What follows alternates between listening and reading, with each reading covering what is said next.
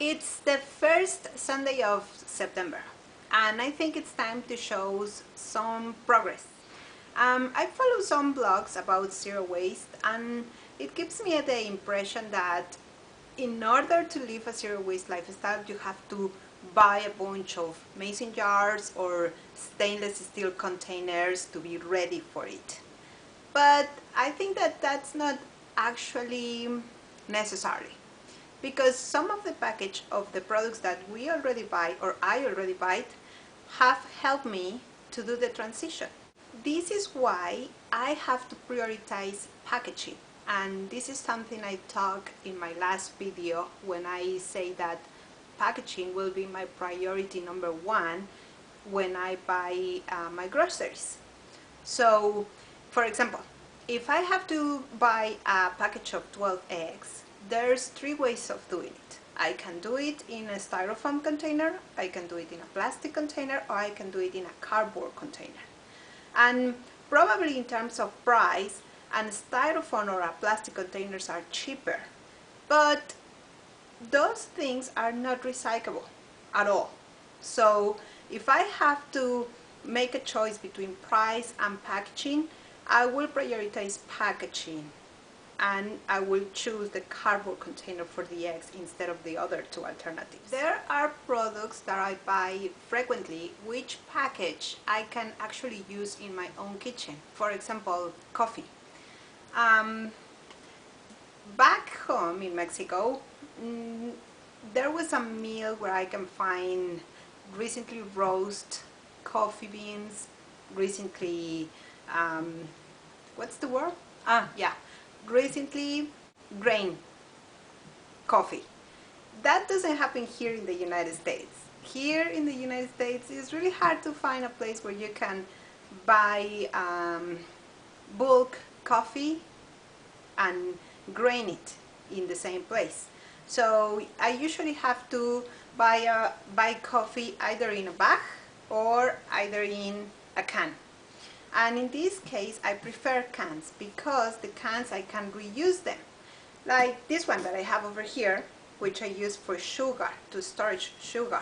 And also this one over here that I use to put my kitchen utensils on it. Other products that I frequently buy are peanuts. I'm not such a fan of peanuts, but my partner is. And this specific brand of peanuts, it's kind of nice because I just have to take out this plastic level and reuse the container.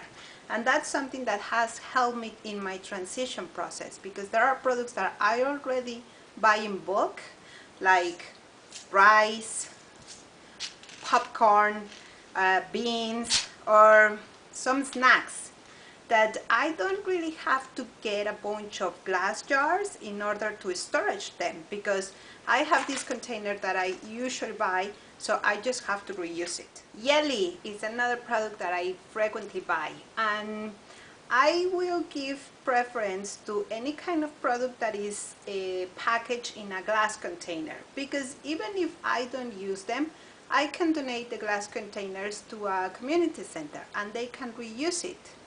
So far, I have used these glass containers, these jars, for my own spices. So what I do is I just take out the stickers, sanitize it, and then I can level it with a washable marker for other little spices like quinoa, sesame seeds, raisins, chocolate raisins, and things like that.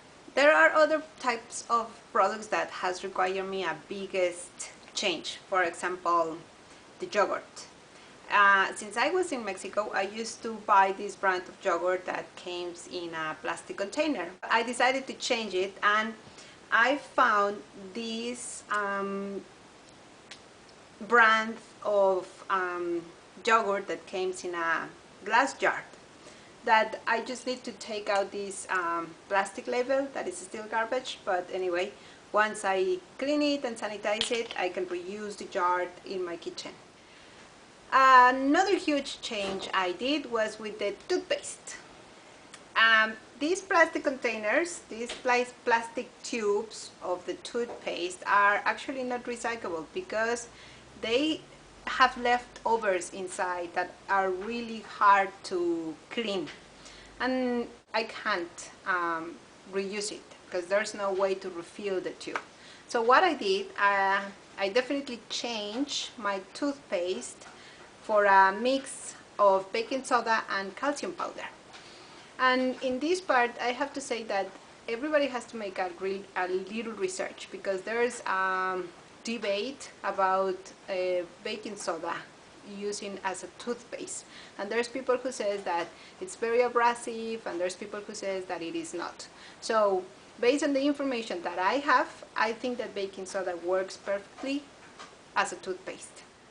The biggest change I had made so far has been in milk. I'm usually here in the United States, you can find the milk in plastic containers of a gallon size. That's different from what I was used to buy in Mexico, because over there we don't do gallons, we do liters, and liters of milk usually came in a cardboard Tetra Pak container, which is easier to recycle. But what I found here, that I found really awesome, is this milk.